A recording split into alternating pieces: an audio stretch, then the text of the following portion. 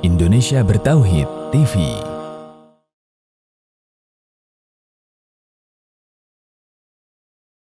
Alhamdulillahirabbil alamin, wassalatu wassalamu ala sayyidina Muhammadin wa ala alihi wa sahbihi ajma'in, amma ba'd.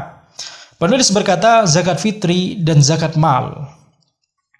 Ya, jadi bagaimana tuntunan zakat fitri dan zakat mal, ya, terutama di tengah wabah corona ini, ya, berdasarkan pendapat jumhur para ulama, zakat fitri atau zakat fitrah dibayarkan dengan bahan makanan pokok.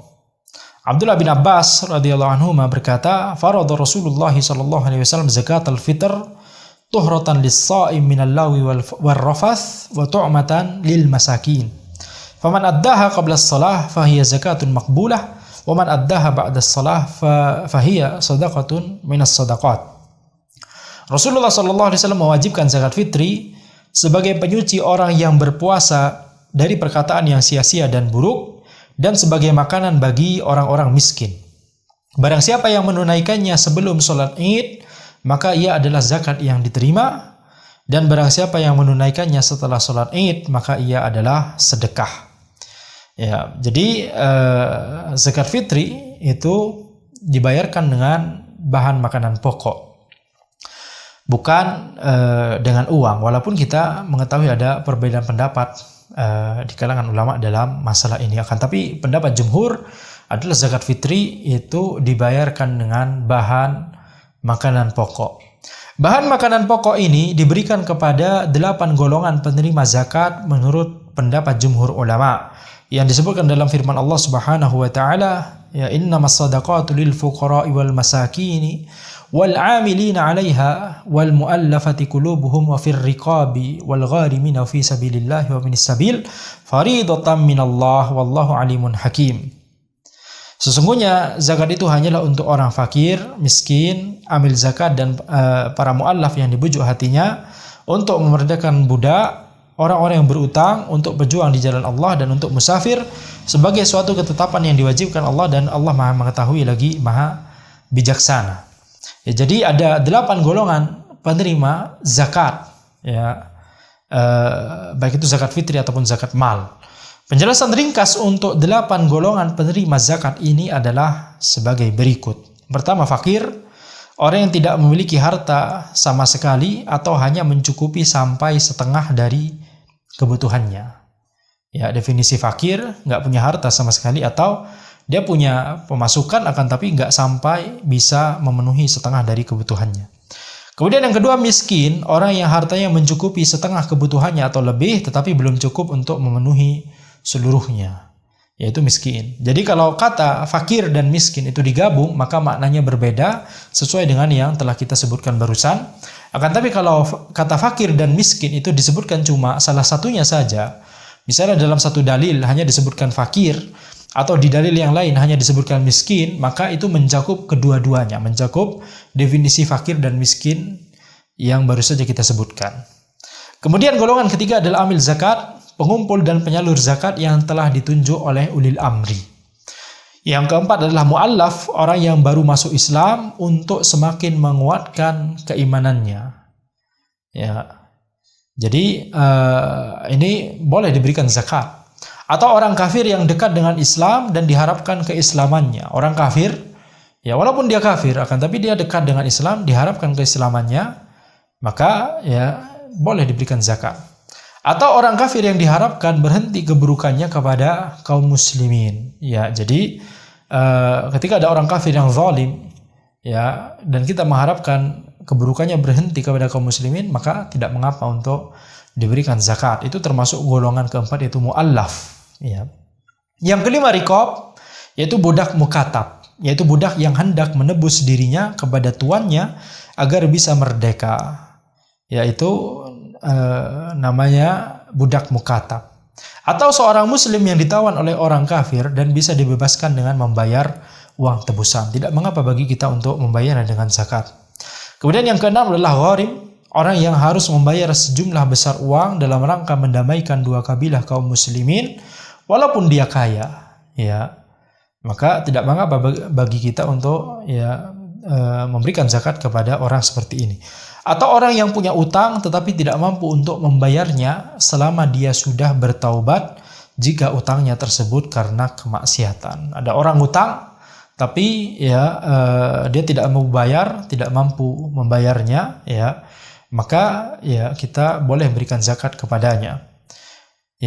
Kemudian kalau ada pertanyaan, bagaimana kalau misalnya dia utangnya tersebut karena kemaksiatan, dia ngutang karena untuk beli khomer misalnya, naudzubillah min dzalik.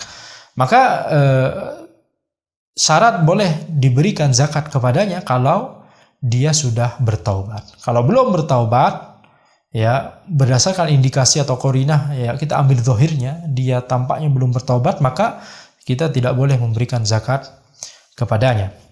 Kemudian yang ketujuh adalah fi sabilillah, yaitu pejuang yang berjihad di jalan Allah jika mereka tidak diberikan gaji oleh negara. Kemudian yang kedelapan adalah ibnu sabil, musafir yang tidak punya harta atau bekal yang cukup sehingga tidak bisa kembali ke daerahnya walaupun di daerah asalnya tersebut dia adalah orang yang kaya. Jadi musafir tersesat misalnya, atau walaupun tidak tersesat tapi dia jauh dari tempat asalnya, rumah tinggalnya, tempat tinggalnya. Kemudian dia saat di safarnya tersebut dia sudah tidak punya harta atau bekal untuk kembali lagi ke daerahnya, maka tidak mengapa bagi kita untuk memberikan zakat kepadanya walaupun di daerah asalnya, di tempat tinggalnya dia adalah orang yang kaya. Ini dengan asumsi bahwa dia tidak bisa mengakses hartanya menggunakan teknologi yang ada saat ini, seperti misalnya dia menggunakan mobile banking gitu misalnya. Jadi kalau dia bisa mengakses tabungannya dimanapun dia berada, maka dia tetap tersifati sebagai orang kaya, bukan lagi ibnu sabil lagi. Taib. Kemudian penulis berkata, sebagian ulama berpendapat bahwa zakat fitri bisa dibayarkan dengan uang, dan sebagian lainnya berpendapat bahwa ia baru bisa dibayarkan dengan uang jika ada kebutuhan atau maslahat. Jadi pendapat pertama, zakat fitri harus dengan bahan makanan pokok. Pendapat kedua, zakat fitri bisa dibayarkan dengan uang, baik ada maslahat atau tidak, memang zakat fitri bisa dibayarkan dengan uang. Tapi yang pendapat yang ketiga, bisa dibayarkan dengan uang jika ada maslahat atau kebutuhan. Ini memang ada perbedaan pendapat di kalangan ulama dalam masalah ini. Akan tetapi pendapat yang lebih kuat dalam masalah ini adalah pendapat jumhur, yaitu bahwa zakat fitri harus dibayarkan dengan bahan makanan pokok sebagaimana yang telah kita sebutkan di atas. Akan tetapi boleh jika kita membayarkan zakat fitri dengan uang atau transfer kepada penyalur zakat selama kita telah memastikan bahwa penyalur zakat itu akan membeli bahan makanan pokok dengan uang tersebut sebelum kemudian disalurkan ke penerima zakat. Jadi ada 3 komponen di sini, 3 orang. Yang pertama adalah kita sendiri sebagai orang yang akan membayarkan zakat. Yang kedua adalah penyalur zakat. Yang ketiga adalah penerima zakat. Penerima zakat ini 8 golongan yang tadi. Penyalur zakat itu seperti misalnya amil zakat, atau walaupun dia tidak ditunjuk secara resmi oleh pemerintah, misalnya dia hanya sekedar takmir masjid di lokal daerah kita misalnya, berinisiatif untuk mengumpulkan zakat untuk dibagikan kepada orang-orang yang berhak menerimanya, maka boleh bagi kita untuk membayarkan uang kepada penyalur zakat atau transfer uang kepada penyalur zakat tersebut kalau kita bisa memastikan, setelah kita memastikan bahwa penyalur zakat tersebut akan membelikan bahan makanan pokok terlebih dahulu sebelum menyalurkannya ke penerima zakat. Jadi ibrohnya yang penting itu adalah ketika penerima zakat menerima zakat tersebut, mereka menerimanya dalam bentuk bahan makanan pokok. Adapun waktu dikeluarkannya zakat fitri, waktu dikeluarkannya zakat fitri, maka setelah terbit fajar hari Id sampai sebelum sholat Id. Jika waktu ini sudah terlewat, yaitu sholat Id telah selesai dilaksanakan, maka orang yang belum membayar zakat fitri itu berdosa jika tidak ada uzur. Tetap wajib baginya untuk mengeluarkan zakatnya tersebut dan menyerahkannya kepada penerima zakat. Akan tetapi ia tidak sah sebagai zakat dan akan terhitung sebagai sedekah. Jadi Ibrahnya adalah ketika penerima zakat menerima zakat tersebut, bahan makanan pokok tersebut, penerima zakat harus menerimanya sebelum sholat Id, ya. Atau ketika sholat Id ditiadakan, ya, sebelum waktu biasanya dilaksanakan sholat Id. Zakat fitri boleh dikeluarkan lebih awal sehari atau 2 hari sebelum sholat Id berdasarkan pendapat yang terkuat dalam masalah ini. Nafi' rahimahullah berkata, wa kana Umar radhiyallahu anhuma yu'tiha alladzina yaqbalunaha wa kanu yu'tuna qabla al-fitr biyaumin aw yaumain. Ibnu Umar radhiyallahu anhu memberikan zakat kepada orang yang berhak menerimanya, dan mereka, yakni para sahabat, memberikan zakat fitri sehari atau 2 hari sebelum hari Idul Fitri. Adapun zakat mal, maka hukum asalnya adalah ia dikeluarkan ketika harta kita telah melebihi nisab dan mencapai haul, ya. Jadi tadi sebelum kita lanjut ke zakat mal, ya, kita harus menekankan poin di sini bahwa ketika ada seseorang yang tidak membayarkan zakat fitri tanpa uzur sampai setelah sholat Id dilakukan, maka tetap wajib baginya untuk mengeluarkan zakat tersebut, tapi tetap akan terhitung sebagai sedekah, ya. Kalau ada uzur, maka ya tidak mengapa untuk memberikan atau membayarkan atau ya memberikan zakat fitrinya tersebut, bahan makanan pokoknya tersebut ke penerima zakat setelah sholat Id, ya, tidak mengapa, dan akan tetap terhitung sebagai zakat kalau misalnya dia terlambat karena ada uzur. Ya, contoh uzur di sini misalnya dia bahan makanan pokoknya sudah siap, ya, ba'da subuh di hari Id sudah siap, seandainya mau langsung diberikan itu bisa, tapi ada uzur, tiba-tiba misalnya ya ketiduran atau misalnya ya ada masalah tertentu yang membuat dia tidak bisa keluar rumah, kemudian ya memberikan ya bahan makanan pokok tersebut, zakat fitrinya tersebut ke penerima zakat, maka ini uzur syar'i, ya. Kalau memang itu tidak disengaja, itu adalah uzur syar'i, atau lupa juga termasuk ya uzur syar'i, ya, maka tidak mengapa baginya untuk memberikan zakat fitrinya tersebut setelah sholat Id, dan itu akan teranggap tetap sebagai zakat karena dia ma'dzur, orang yang mendapatkan uzur. Kemudian penulis berkata, adapun zakat mal, maka hukum asalnya adalah ia dikeluarkan ketika harta kita telah melebihi nisab dan mencapai haul. Akan tetapi boleh bagi kita untuk mengawalkan pembayaran zakat mal ini selama harta kita telah melebihi nisab walaupun belum mencapai haul. Ya, sebuah kaidah fikih mengatakan, fa'ilul ibadah in kana qabla wujudi sababi wujubiha fala yasih wa in kana ba'dahu fa sahih walau kana qabla wujubiha atau qabla syarti wujubiha. Mengerjakan ibadah jika sebelum ada sebab wajibnya maka tidak sah, dan jika setelahnya maka sah walaupun sebelum ibadah tersebut menjadi wajib atau sebelum ada syarat wajibnya. Ya, gimana kita paham kaidah ini? Langsung kita contoh, ya. Lebih mudah insyaallah kita memahami sebuah kaidah kalau kita langsung menuju contoh. Jika kita terapkan pada zakat mal, maka apabila zakat mal tersebut dikeluarkan sebelum ada sebab wajibnya, yaitu ketika hartanya mencapai nisab, maka tidak sah sebagai zakat, sehingga ia akan dihitung sebagai sedekah saja. Akan tetapi apabila setelah hartanya mencapai nisab, maka sah sebagai zakat walaupun belum mencapai haul. Ya, jadi di sini ya tentang zakat mal itu ada 2 hal, ada mencapai nisab, kemudian ada mencapai haul. Ya, melebihi nisab dan mencapai haul. Nisab itu adalah jumlah minimal tertentu, ya, yang ketika harta kita telah ya mencapai lebih dari nisab tersebut, ya, maka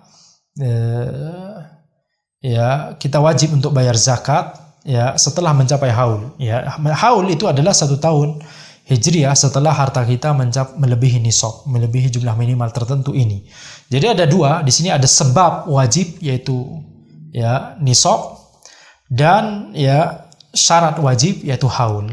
Sebab wajib yaitu nisab dan syarat wajib yaitu haul. Apa bedanya? Sebab wajib itu maksudnya adalah ya karena harta kita melebihi nisab, maka inilah sebab mengapa kita diwajibkan. Tapi ini belum menjadi wajib sampai syarat wajib itu terpenuhi, yaitu haul. Jadi baru wajib untuk kita bayarkan kalau sudah mencapai haul, yaitu 1 tahun hijriah. Kalau selama dalam 1 tahun hijriah tersebut harta kita ya sempat turun angkanya ke melebihi atau sempat turun angkanya di bawah nisab, maka itu sudah hitungan haul itu sudah hilang ya. Jadi harus hitungan haul harus diawali lagi, dimulai lagi kalau harta kita telah melebihi nisab di waktu berikutnya. Jadi kalau misalnya kita melebihi nisab di sini, harta kita melebihi nisab di bulan ini misalnya, kemudian nanti 3 bulan berikutnya turun lagi, ya maka ini sudah 3 bulan nih, hitungan ini kita tiadakan. Kalau sudah di bawah nisab, kemudian bulan berikutnya melebihi nisab lagi, maka itu baru disitulah ya hitungan haulnya dimulai lagi. Ya, jadi kalau misalnya harta kita telah melebihi nisab di bulan ini, misalnya bulan tertentu, kemudian dalam 1 tahun berikutnya, 1 tahun ke depan tidak pernah di bawah nisab, selalu di atas nisab atau sama dengan nisab harta kita, maka setelah mencapai 1 tahun hijriah, setelah mencapai haul, wajib bagi kita untuk membayar zakat.